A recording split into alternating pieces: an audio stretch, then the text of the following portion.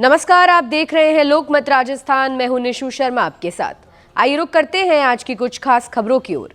अमेरिकी राष्ट्रपति Donald Trump ने बुधवार को नीदरलैंड्स में नाटो समिट के दौरान कहा कि ईरान ने जंग में बहादुरी दिखाई। वो ऑयल का कारोबार करते हैं, मैं चाहूं तो इसे रोक सकता हूं, लेकिन मैं ऐसा नहीं करना चाहता। उन्होंने कहा कि ईरान को जंग के बाद नुकसान से उबरने के लिए ऑयल बेचने की जरूरत है। अगर चीन ईरान से ऑयल खरीदना चाहते हैं तो हमें कोई दिक्कत नहीं है। ट्रंप ने कहा कि ईरान और अमेरिका के बीच अगले हफ्ते बातचीत होगी। इससे पहले मंगलवार को नाटो समिट के लिए जाते वक्त भी ट्रंप ने कहा था कि चीन अब ईरान से ऑयल खरीद सकता है, लेकिन उन्हें उम्मीद है कि चीन अमेरिका से भी ऑयल खरीदेगा। बता दें कि ईरान इजरायल में 12 दिन चली जंग के बाद ट्रंप ने मंगलवार को सीज फायर का ऐलान किया था। यूरोपियन देश अगले 10 साल में अपना रक्षा खर्च जीडीपी का 5% तक बढ़ाएंगे। नीदरलैंड्स के द हेग शहर में हुई नाटो समिट में अमेरिकी राष्ट्रपति डोनाल्ड ट्रंप ने यूरोपीय देशों में रक्षा खर्च बढ़ाने को कहा था।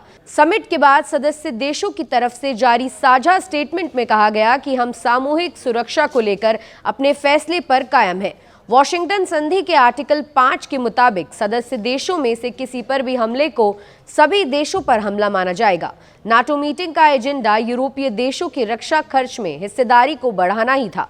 ट्रंप का मानना है कि अमेरिका नाटो को बहुत पैसा देता है, लेकिन बाकी देश अपनी जिम्मेदारी ठीक से नहीं निभा रहे हैं।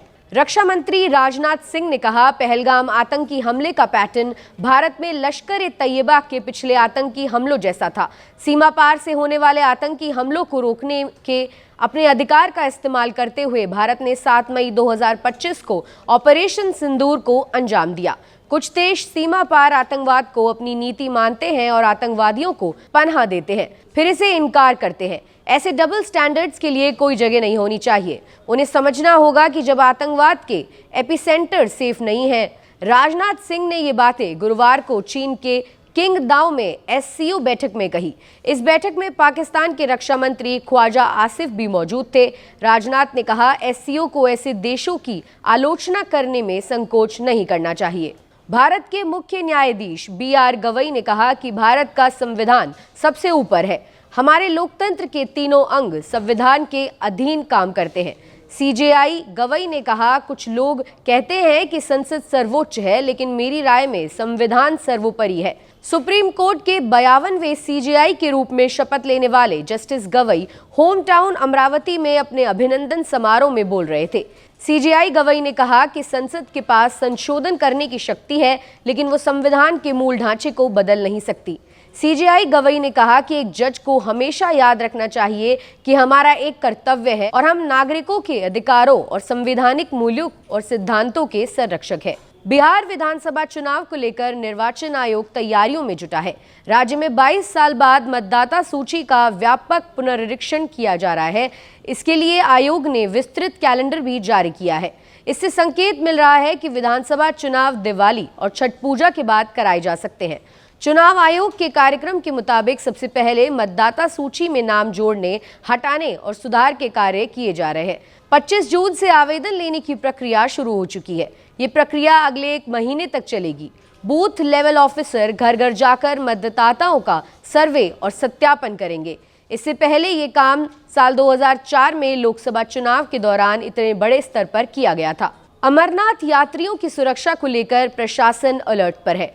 जम्मू के भगवती नगर में यात्री निवास में सुरक्षा के पुख्ता इंतजाम किए गए हैं। यात्रियों की सुरक्षा को सर्वोपरि रखते हुए CCTV कैमरे लगाए गए हैं। वहीं बम स्क्वाड, डॉग स्क्वाड और मेटल डिटेक्टर भी सक्रिय रूप से लगाए गए हैं। प्रशासन की ऑफिशियल काफिले से यात्रा की अपील है।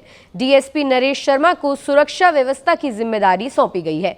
स्वयं मौके पर मौजूद रहकर सुरक्षा तैयारियों का जायजा ले रहे हैं। इस बार यात्रा के दौरान पहली बार जैमर का इस्तेमाल किया जा रहा है। केंद्रीय सशक्त पुलिस बल भक्तों को सुरक्षा प्रदान करेगी। यात्रियों को ले जाने वाले काफिलों को सशक्त CRPF इकाइयों द्वारा सैटेलाइट फोन सिग्नल जैमर के साथ सुरक्षित रखे जाने का प्रयास है। उत्तराखंड के रुद्रप्रयाग में अलकनंदा नदी में बस गिर गई। हादसा घोलतीर में बद्रीनाथ हाईवे पर हुआ। बस में 18 लोग सवार थे। इसमें से 1 की मौत हो गई, जबकि 7 घायल हैं। वहीं 10 लोग लापता हैं। हादसे की वजह पता नहीं चल पाई है। इससे पहले हिमाचल प्रदेश के 2 जिलों में पिछले 24 घंटों में बादल फटने की 4 घटनाएं हुई है। कुल्लू में जीवा नाला, गड़सा घाटी के शिलागढ़ और बंजार के होरनगढ़ में बादल फटा। इसके अलावा कांगड़ा जिले की धर्मशाला में बादल फटा। कांगड़ा के खनियारा में 6 और कुल्लू में 3 लोग लापता हैं। इनकी तलाश की जा रही है। वहीं धर्मशाला में बादल फटने की घटना खनियारा में बिजली प्रोजेक्ट के पास हुई है। इससे नदी में बाढ़ आ गई। देश भर में बारिश का दौर शुरू हो चुका है। मॉनसून ने लगभग सभी राज्यों में दस्तक दे दी है और इसका असर भी दिख रहा है। कहीं ज्यादा तो कहीं कम बारिश हो रही है। बारिश की वजह से तापमान में गिरावट भी देखने को मिली है, जिससे लोगों को गर्मी से राहत मिली। इसी बीच मौसम विभाग ने भारी बारिश की चेतावनी जारी की है। आईएमडी के अनुसार आज से अगले 6 दिनों तक देश के कई हिस्सों में भारी बारिश होगी और इस दौरान आंधी चलने और बिजली गिरने की संभावना भी जताई जा रही है। ऐसी और ताज़ा खबरों के लिए आप देखते रहे लोकमत राजस्थान।